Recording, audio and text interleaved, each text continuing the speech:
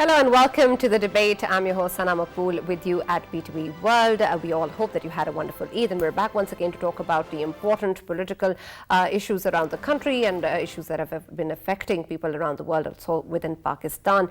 We'll be taking a look at two important stories in our show today. The first with reference to Pakistan issuing a démarche to India over what has happened in Indian illegally occupied Jammu and Kashmir and the Delimitation Commission report.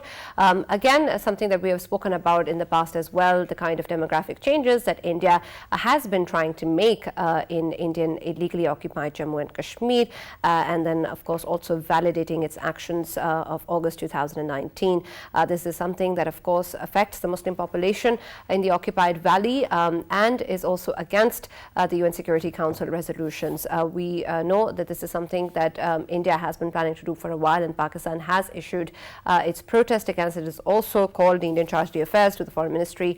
This was done yesterday, and a démarche was also handed over, and Pakistan's protest on this action has also been lodged. And Pakistan's support to the Kashmiri brethren remains, their struggle still remains, but these actions continue to make space even smaller for the Muslims in the occupied valley. And we'll talk more about the impacts of this move and what is going to be the next steps for the population in Indian illegally occupied Jammu and Kashmir. Our second segment is going to take a look at Pakistan's relations with China. Of course, our relationship with China has been one that has been categorized as an all-weather friendship and a very important historic relationship that we've had over many, many years. And there have been many actors around the world who have tried to spoil this relationship but have failed. Even now, we know that the statements that have been coming in with regards to what happened on April 26th, in which 3 Chinese teachers were targeted in Karachi and they were killed along with their driver in a suicide attack. This is something that has been condemned by Pakistan's leadership, and we've also known that after the incident happened, all of Pakistan's political leadership also went to the Chinese embassy and spoke with the Chinese leadership as well and condemned the incident.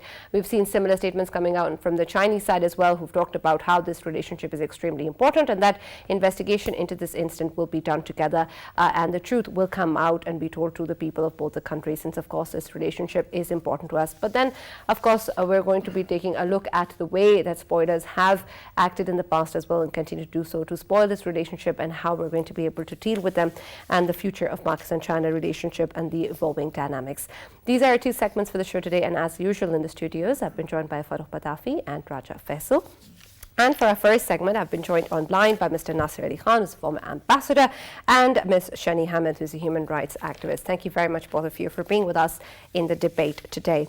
We'll take a look at the Delimitation Commission report, first of all, Mr. Nasir, and I'll start with you. When we look at the kind of changes that have been happening in the Indian illegally occupied Jammu and Kashmir, it seems that since the decisions and the actions of August 2019, and then the kind of demographic changes that have been made by India, what is happening in the occupied valley is that perhaps the space for the Muslim population there is becoming narrower and narrower, and it's harder for them to be able to fight for their rights, fight for self-determination, even though seemingly this is protected by the UN Security Council resolutions. However, we fail to see any change. In fact, the changes that are happening are towards the people actually suffering more and their voices also being shunned.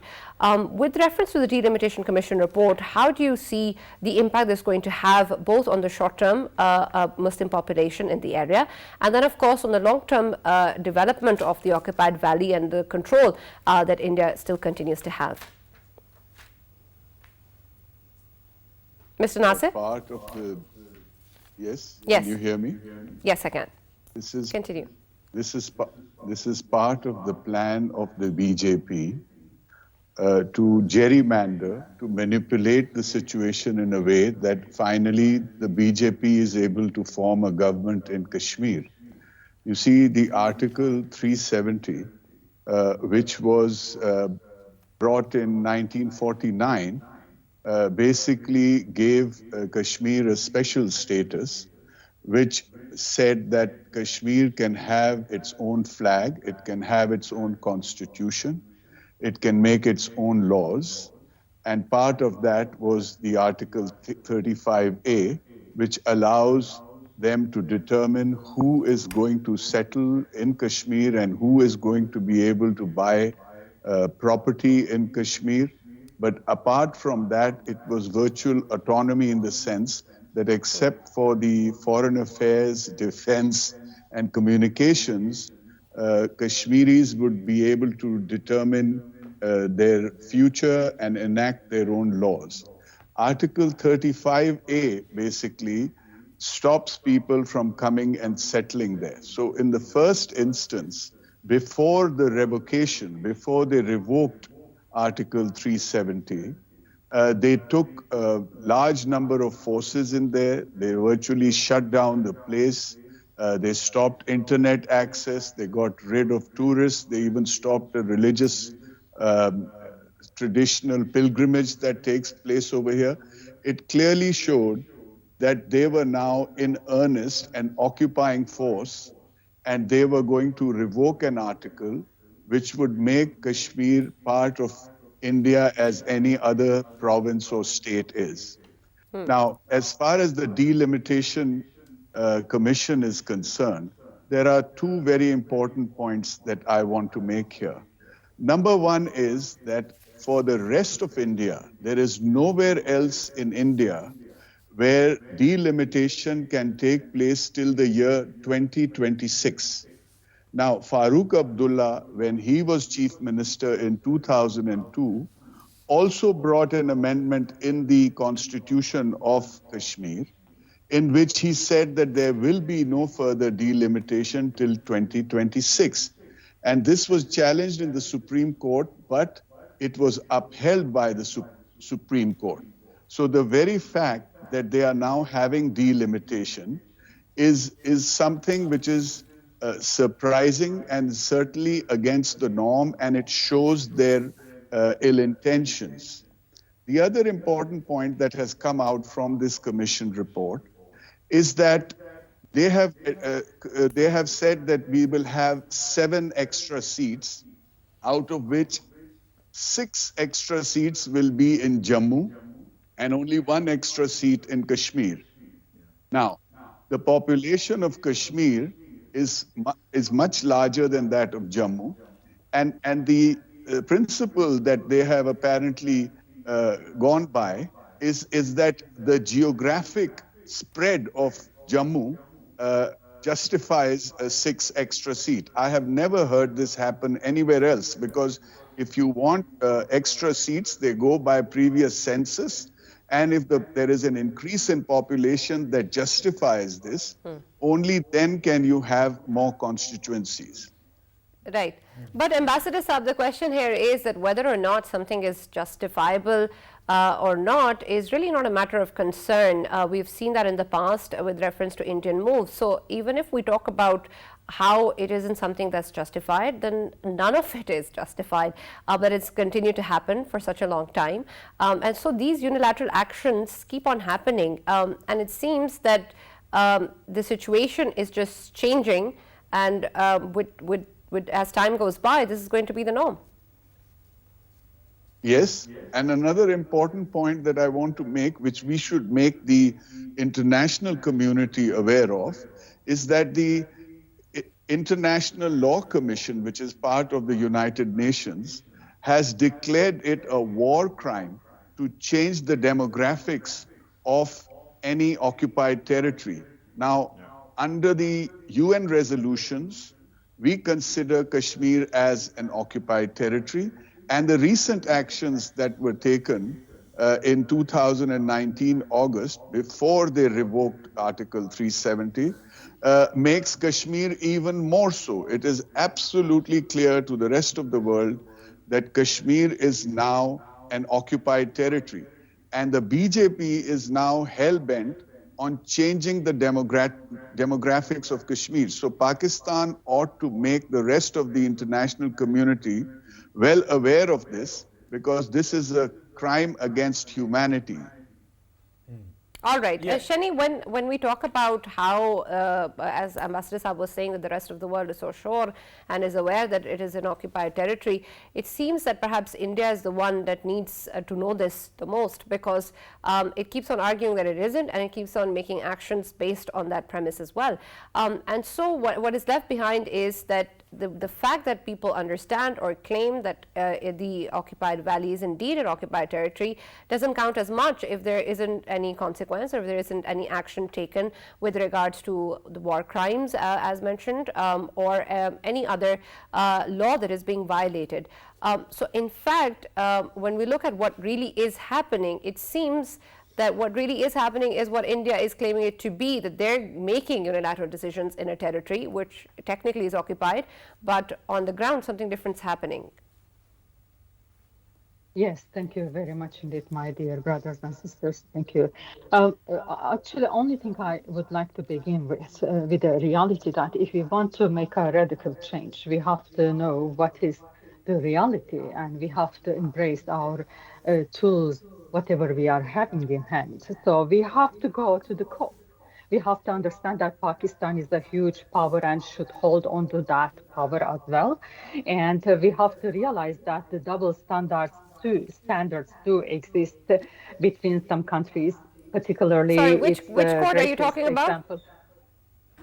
Particularly the latest example in this is the Russia and Ukraine war, and the global approach to the Russia-Ukraine war versus whatever is happening in Pakistan, in Indian occupied Jammu and Kashmir, in Afghanistan, in Palestine, in Yemen, in other suffering countries. So we have to embrace and understand the reality, and we have to understand where these countries are coming from. So once we have all these tools ready in hand, and once we know what is available for us to proceed further, we can have a better progress. So the historical rivalry has always existed between the Muslims and the other major representative religions in the world. We have to understand that. And also COVID-19 and now Russia-Ukraine war has shifted the public opinion and the attention to this topic for more. So we need to know that Kashmir, Indian occupied Kashmir matter is just slightly being left behind. So what we have as a strength is the unity of our Muslim brothers and sisters, and the unity of the Eastern countries and Organization of Islamic Cooperation and other organizations alike.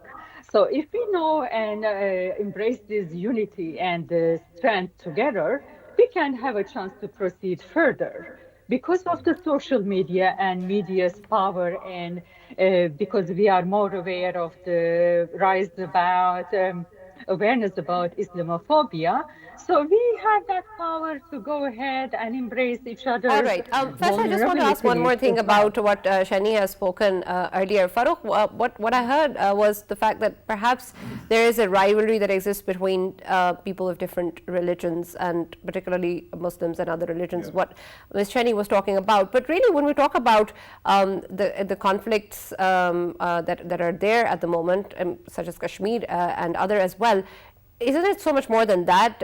And perhaps it's being manipulated in a way that it seems to be that way, but there is so much that is political and that's perhaps coming from a completely different agenda. Right. Sana, I think I've been very clear, and I've repeatedly said this, that this entire effort, and I hope and I assume that you are referring to what I keep on referring to as clash of civilization, that there's going to be some kind of clash between the so-called civilizations, and they are going to actually not be compatible. I think it was a conflict which was manufactured immediately after the end of Cold War, when one liberal professor actually goes to the most conservative institute in the US, and there he speaks and he delivers this speech and he talks about these things, so that countries with any kind of depressed identities actually just lap it up and start fighting. That might be happening somewhere at least, not everywhere. I don't think it is natural. But regarding what India has done, I think for past 3 years I've been repeatedly actually talking about this, that this is going to happen. First, they removed Article 370, and how did they do it? They had to use illegal means, because at that time the Article 370 says that you can change it after in consultation with the Constituent Assembly of Kashmir, which has ceased to exist since 1950s, right? After that, what do? They actually change the meaning of Constituent Assembly through a change in Article 367, and they change the name or meaning of representative government. And then they actually do it. Then their purpose is simple. I think India is a corrupt power. India is an ambitious power which wants to be, or on one side it is a usurper, on the other side it also wants to be a permanent member, veto power of the UN.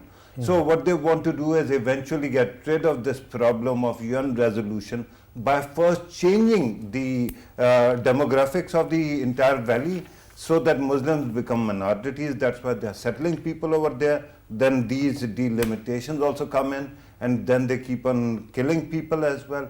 Eventually they want to efface the entire facade, the face of the valley of the state, and then they can have hold some kind of token plebiscite by installing their own population, so that eventually they choose to go with India, and then they can say that, look, we have resolved this issue as well. But will that be valid? I think if it continues the way it is at this moment, it is genocide already in the valley. Daily people are killed, daily people are tortured, and then they have installed not only pundits who were displaced earlier, but they have also started bringing in people as ambassadors have actually pointed out, Article 35A. They are bringing in people who actually were dislocated because of the independence of Pakistan, and they are being settled there. So you are changing the number and demographics already, and then you're killing the local population. If the world is silent today, the world is going to be silent tomorrow, and perhaps this kind of tokenism is going to work. At least they think that way. That's why it is going on, and it is horrible. So now I would like to mention another angle to it. If we look at the chain of events of Modi's regime, I mean, we saw that it was a hegemonic India. It went towards Myanmar. It went towards Nepal. It went everywhere, but the only two neighboring countries that challenged India were firstly, obviously, Pakistan, and then China challenged it in Galwan. And before that, they did something else also. Remember that Nepal wanted to adopt a secular constitution, and they literally destroyed their economy. Exactly, because they entirely depend, their economy depends on India, because the only routes are going towards the Indian side. And what I wanted to say is, of course, Pakistan is not the only country that has reservations on India's steps, especially abrogation of 370 and 35A. Of course, China has the same reservations.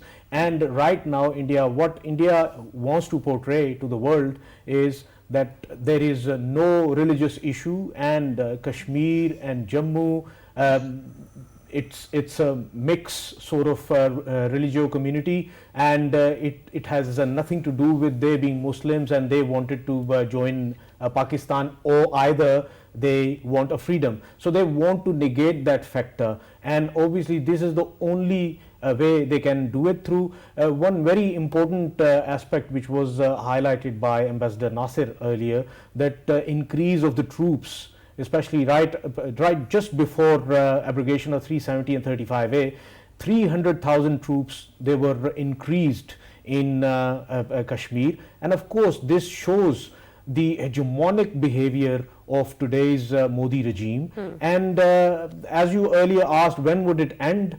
To me, I think the way they have placed themselves as frontline of the Western countries, powerful Western countries against China in the US-China trade war, to me it doesn't seem very sooner. It won't happen. Right, but very quickly, just because you were earlier you were asking whether it will work, it already worked in Jammu. Jammu Yeah. used to have a very Yeah. bustling Muslim population. Exactly. Now it doesn't. Now it is a Hindu-dominated area. So they have managed to do it in the past as well before everyone's eyes. So they are going to do it again. Right, but my question also was with reference to the kind of acceptance that we are seeing and perhaps how that changes over time. I remember when it was 2019, August, we had installed in Islamabad this clock counting the number of days that this has happened, and it continues. It's been more than almost 3 years now, and it's something that unfortunately people get used to. And initially there was a lot of reaction, but it seems that perhaps it's different now. And when we talk about the kind of changes that are being made in the demography and the status quo, then it seems that perhaps when we look at a point where we need the world to intervene, that point's perhaps already gone, or the fact that nobody maybe will move towards the reversal of such actions or actually taking people out of the territory now. Ambassador Saab, when we look at this situation, when we see such slow and progressive changes taking place, do you think that when we come at a point where the entire demography is changed or the entire territory is being looked at in a different way, it'll be too late for us to reverse what has actually happened, or too late for the world to be able to challenge something that was based on a foundation that is inherently wrong? Yes, but you see, Pakistan, apart from making the international community aware of all the human rights violations and the injustices, there is very little that Pakistan can do in physical terms. And apart from this, the international community that sees India as a major market for sending their goods and services to, it kind of tilts things in the favor of the Indians. This is something which is injustice at an international level. So we need to not only make people aware, the international community aware of the injustices in India, and this is not just limited to Kashmir. It is the persecution of over 220 million Muslims that are living in India altogether, something that I find quite baffling, because you see the implications of alienating a population which together is greater than the population of United Kingdom, Germany and France put together. The rationale behind it and what they can hope to achieve from it, I can see no good coming out of it. And the only reason that they do this is because the government failed to deliver on the promises as far as the economy was concerned. It seems to me that the Modi government only panders to the super rich, the people like the Ambanis and the Adanis, and the poor are being left behind. To distract them from the problems that they have created this problem with the Muslims. But you know, for me, it seems so short-sighted, because the implications of this in the long term can destroy India. That level of polarization and the persecution of Muslims and, of course, other minorities, including Christians and Dalits, can really destroy India. So, you know, the view right now is a very narrow view. And this problem with the revoking of Article 370 became a part of the manifesto of the BJP in 2019. And when they won the elections, from May to August was a very short period. So they moved very, very quickly to try to make this a reality. The other point I want to make is, as our lady colleague here, guest here pointed out, there are so many other problems globally at the moment, which includes COVID-19 and the conflict in Europe, in Ukraine, that the world is paying very little attention to what is really happening in Kashmir. So it is our job, the job of the Pakistani government and our Foreign Office, to actually bring this to their attention and to highlight the scale and the magnitude of the problem. And because we are both nuclear armed states, this can be a major cause for conflict in this region. This is the Exactly, sir. point that we need to bring across. Exactly, sir. Shani, here is the equation. Obviously, 3 nuclear states next to each other, and Kashmir right in the middle of all 3. And if we take the population of all 3 countries, India, China, and Pakistan, it's almost half of the population of the world we are talking about. And of course, all 3 countries are having conflicts to each other, and they are facing each other. Their militaries are facing each other.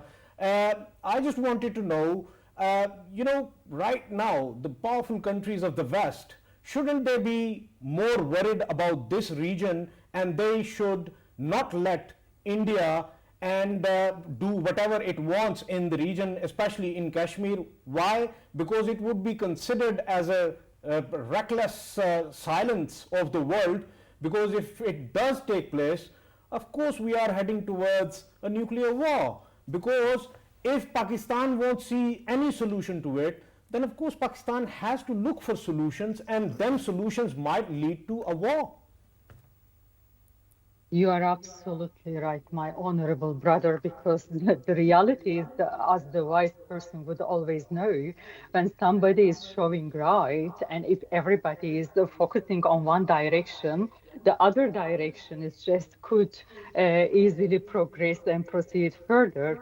And for the current global leaders, there is a big homework to focus on, is just to have this 360 focus. Yes, they should worry, because India, Pakistan, and China in Asian region, as well as Indonesia, is a very big power. And we need to focus on the power of Pakistan as well.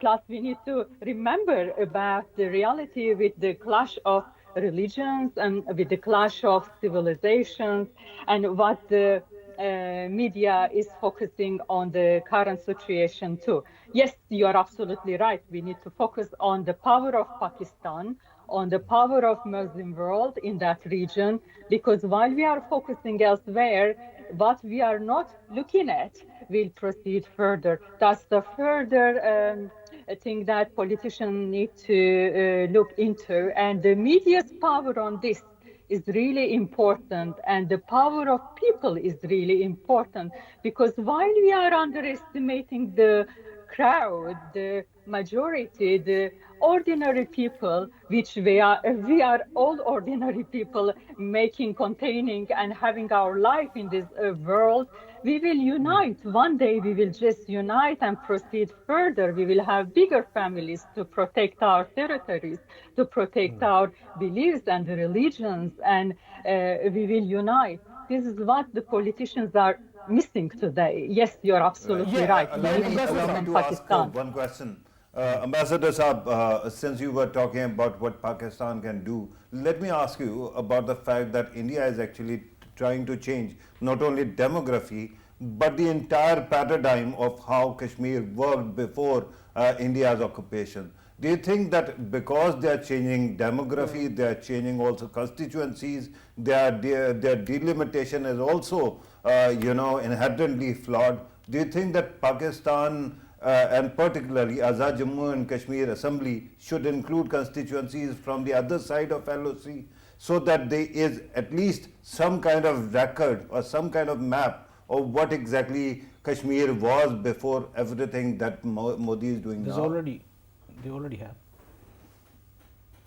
Yes, but I think that this is just something which is, it's just so silly that it's not even worth discussing it. If you actually look at the map that India claims to be part of Kashmir, there are huge areas that are not in its control, and having these two different administrative areas now, which include, by splitting up Indian occupied Kashmir into Kashmir and Jammu and then Ladakh, they will definitely make things worse. So, these kind of steps are just political gimmicks. There is nothing that can come out very of quickly, it. sir. We don't have that. Very quickly, sir, if we, realistically look at it, and of course, I can judge that there are few realists in India as well who might be thinking about the situation on ground, and in all of this on ground situation, they do not control Kashmir, but to some extent, of course, they have control over Jammu. And I just wanted to know, could we say that India is preparing itself for a future that in case if they have two-front war, and if they have to vacate, then they vacate Kashmir and they want to retain Jammu? Can we say that? Yes, it is possible. This can be easily part of a strategic plan. You see, one point that I failed to mention in terms of why is it that the international community does not protest as much as they should, is because the United States has decided to have India as their strategic partner in the region. And if you notice, ever since Turkey was trying to acquire the S-400 missile defense system from Russia, they were put under sanctions by the United States despite being NATO members. Whereas when India bought the S-400, despite all the threats, India was not put under sanctions. Exactly. Similarly, in the case of sanctions on Russia during the Ukraine conflict, the way that the United States and the European community has reacted to the fact that India has failed to condemn Russia. And Ambassador Saab, this is indeed unfortunate, and of course we understand that there are reasons why the world is silent, but then again, as we were talking earlier, none of it is justified because of course there are people suffering. Thank you very much for your views. Unfortunately, that's all that we have time for this segment. Nasir Ali Khan joining us, and Ms. Sheni Hamid also joining us for the first segment of the debate. Thank you very much, both of you, and especially Ms. Sheni, for your profound ideas. I really appreciate them. I really do hope that the people who are sitting on the table and are actually the decision makers can also think similarly and talk about what is actually needed, which is of course a united front against the people who are violating people's right to freedom and their right to live freely as well. We'll move on to our second segment, which focuses on our relationship with China, something that of course we all cherish and is important to both the countries as well. China has been a very important strategic partner for Pakistan. However, of course, there have been spoilers in the international community who are trying to make this relationship suffer. However, they've failed. And repeatedly, we've had statements coming in from China as well, talking about how Pakistan is, of course, very important to China, despite any sort of actions that have been taken. Just recently, the terrorist incident took place in Karachi. The kind of response they've gotten from the Chinese leadership and the Pakistani leadership also shows that as well. For this segment, we've been joined online by Brigadier Retired Mr. Harris Nawaz, who's a political analyst. Thank you very much, Brigadier Harris, for joining us. Mr. Harris, I'll start with you. When we look at the situation with reference to our relationship with China and the way that it has evolved, of course, this is something that is important to us. But then again, we have issues with reference to the kind of assurances that we all need, the people of both the countries need. And then, of course, the way that different activities have been planned and action has been taken to spoil this relationship. Just recently, we also know what happened in Karachi is also under investigation and points to such motives as well. But then again, this is something that, of course, is impacting the way that we move forward or how the international community is looking at the relationship. And then, of course, our projects such as CPEC as well. We have statements which are reassuring coming in from the Chinese leadership, but what can be really done about the fact that we have such actors in the international community? We even have evidences, we've had them in the past. How does Pakistan and China both proceed? Sana, this situation is not good. And let me know, there are forces who are working against this interest that Pakistan and China should have misunderstanding, we should get far away, and we should not be cooperating the way Pakistan and China are doing work in CPEC. Now, this is very serious, and we must understand who all wants. You see, the point is very simple. There are forces who want that Pakistan should remain away from China, number one. Number two, Pakistan should not pursue CPEC vigorously. And number three, of course, is that Pakistan should mend their ways with India and we should compromise on China, Kashmir. These are the things they wanted. You see, you must realize that Pakistan is a Islamic country. Pakistan is a nuclear country. Pakistan is sovereign country, and we have a very good geostrategic location. If we go for economic prosperity, we take decisions in a national interest, and that is the thing they don't want. They want Pakistan should not be economically prospering. Pakistan should never become so independent economically the way we are mired in difficult economic crisis and we are dependent on IMF World Bank all the time or any government coming and they're rushing to IMF World Bank and then they have to compromise national issues. Now, these are the facts. What is the way forward? We have to ensure that CPEC is completed and Right. complete very fast. Number two, we have to maintain the best of relations. Whatever we have, we know we are the deepest relations. China is our time-tested friend. They have always stood with us at the time of crisis, whether it's economically or warlike situations, and they give us a good military hardware so that we can compete with Indians, at which are their enemy number one. The issue is now how to ensure that we control terrorism in Pakistan and any other such incident like Karachi University or China embassy attack or a stock exchange attack or Lahore exploding, they should not occur. Yeah, Because the more Brigadier we Harris have, sir, Brigadier Harris sir, looking at the fact that of course all of these miscreants, be they BLA or TTP, of course there are traces that lead them to their handlers in New Delhi or elsewhere, and of course they are being funded from there, and we have given proofs as well. Pakistan has given proofs of that in the past. We know that they are obviously cooperating each other to destabilize Pakistan, destabilize CPAC, and destabilize the friendship between Pakistan and China. But here is China. China has actually offered that the cooperation between China and Pakistan can be further enhanced when it comes to obviously security level. We know that of course Pakistan and China, both of the intelligence services of the both countries, they are in a good connection with each other. Could we say that in the coming future we need to enhance that further, plus it needs to work well in future and it should be accepted? Can I allow me, Brigadier Saab, to actually take you back, linking this to another very important thing. If you remember, the then NSA and DJIS, ISPR actually gave a presentation in which they presented evidence, through a dossier of how India is sponsoring, the merger of all these terrorist groups, TTP and BLA, BLF, BLO, others, under one umbrella.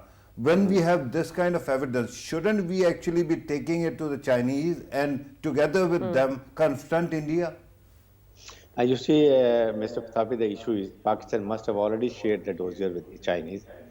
Whatever is happening in Chinese, Pakistan, China is well aware, and we keep informing that we have intelligence sharing.